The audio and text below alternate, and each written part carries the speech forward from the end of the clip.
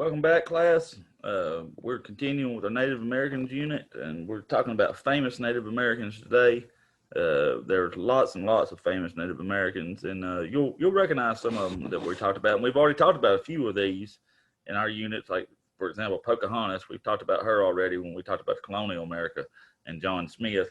So you'll recognize some of these, and they were all over. They invented things. They were known for war. They were known for being an athlete, such as Jim Thorpe, and so you'll recognize some of them, and you'll see some of the things that these famous Native Americans have done.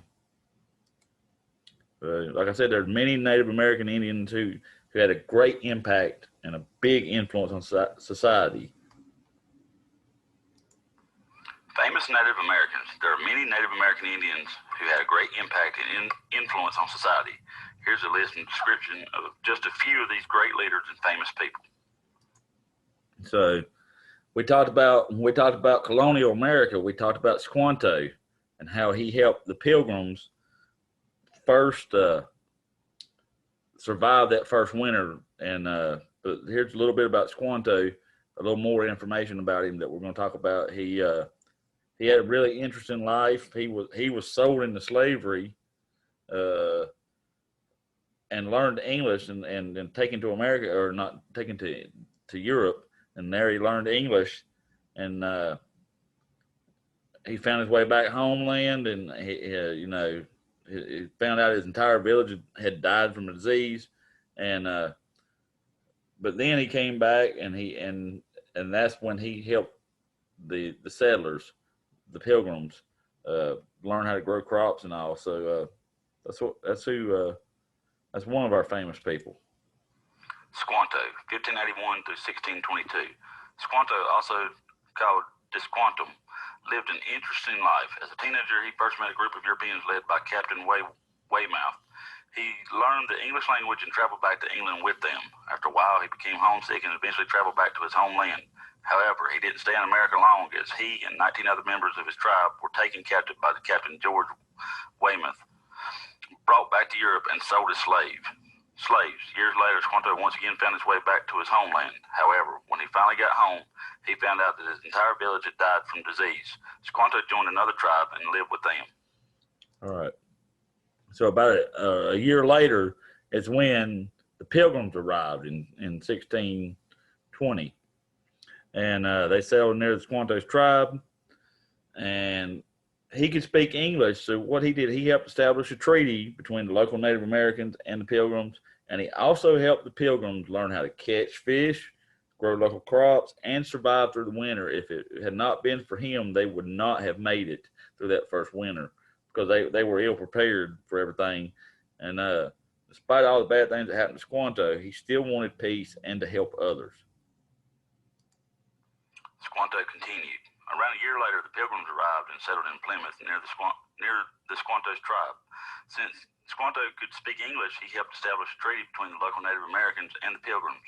Squanto helped the Pilgrims learn how to catch fish, grow local crops, and survive through the winter. The Pilgrims would likely have not made it without Squanto's help. Despite all the bad things that had happened to Squanto, he still wanted peace and to help others. All right. Then, like I said, we talked about Pocahontas when we talked about colonial America and John Smith and Jamestown. And she was the daughter of the chief of the Powhatan tribe. And they lived near the settlement of Jamestown, Virginia. And she ended up saving the life of Captain John Smith when he visited her village. And she also helped warn the settlers of an attack from her father and the warriors. And she was captured and held captive by these same settlers that she warned later on, but she's treated well and soon fell in love with the man John Rolfe, who had brought tobacco to Jamestown, and they started around that time when Jamestown started thriving off of the tobacco crops, and he took her back to England, and there she was a famous celebrity in England, and then she died in England at the age of 22. She died of a disease. I can't remember, smallpox or something. I can't remember exactly what it was that she died of, but she died at the age 22 in England. Pocahontas. Pocahontas was the daughter of the chief of the Powhatan tribe, which lived near the English settlement of Jamestown, Virginia. She ended up saving the life of Jamestown leader Captain John Smith when he visited her village. She also helped warn the settlers of an attack from her father and his warriors. Later, Pocahontas would be captured and held for ransom by the settlers. She was treated well, though, and soon fell in love with the English settler John Rolfe. After marrying John Rolfe, Pocahontas traveled back to England with Rolfe and became a famous celebrity. Unfortunately, she died in England at the young age of 22. All right. Then you have Sequoia. Sequoia was a member of the Cherokee tribe. This is Sequoia here. He invented the alphabet, the Cherokee alphabet, and a way to write down the Cherokee language. And he did this all on his own, so it was pretty amazing feat. He's a pretty famous Native American. That's what we're talking about today. 1767 through 1843. Sequoia was a member of the Cherokee tribe. He invented the Cherokee alphabet and a way to write down the Cherokee language. He did this amazing feat all on his own. Then you have Black Hawk. Black Hawk was capable and fierce war chief.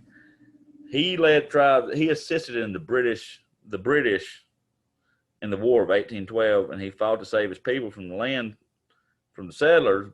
But he was captured, and his people eventually lost their lands. But he's pretty famous because of the War of 1812. Black Hawk, 1767 through 1838. Black Hawk was a capable and fierce war chief. He led the Sauk tribes in assisting the British in the War of 1812. Then he fought to save his people's land from the settlers. However, he eventually was captured, and his people lost their lands. All right, and another one that we'll go over when we start talking about the 1800s. We start talking about the settlement and expansion, westward expansion. It's Sacagawea. All right, she is a member of the Shoshone Indian tribe, and she's most famous for helping Lewis and Clark on their expedition to explore the West. She's asked to travel with them, and she could help translate with the Shoshone. And she joined the expedition and played a major role with the successful journey to the Pacific Ocean. They say Thomas Jefferson had bought land, the Louisiana Purchase, and they were in charge of exploring all of that and mapping it out. And she, all the way to the Pacific Ocean, they were trying to find a waterway that led all the way across, but they never did. And they did reach the Pacific Ocean, and if it wasn't for her, they probably wouldn't have done that, gotten all the way across on their journey as well. Sacagawea, 1788 through 1812. Sacagawea was a member of the Shoshone Indian tribe. When she was a girl, her village was attacked, and she became a slave. Later, she was sold to a French trapper named Charbonneau, who married her. She was living with Charbonneau when the explorers Lewis and Clark arrived. They asked for Sacagawea to travel with them, as she could help translate with the Shoshone. She joined their expedition and played a major role in their successful journey to the Pacific Ocean. All right. Then you have Geronimo, and his name means one who yawns. But he led the Apache in a resistance for many years against invaders from the West and from Mexico. And like I said, his name means one who yawns. Geronimo, 1829 through 1909. Geronimo was the leader of the Apache tribe. Geronimo led the Apache in stiff resistance for many years against both invaders from the West and from Mexico. His name means one who yawns.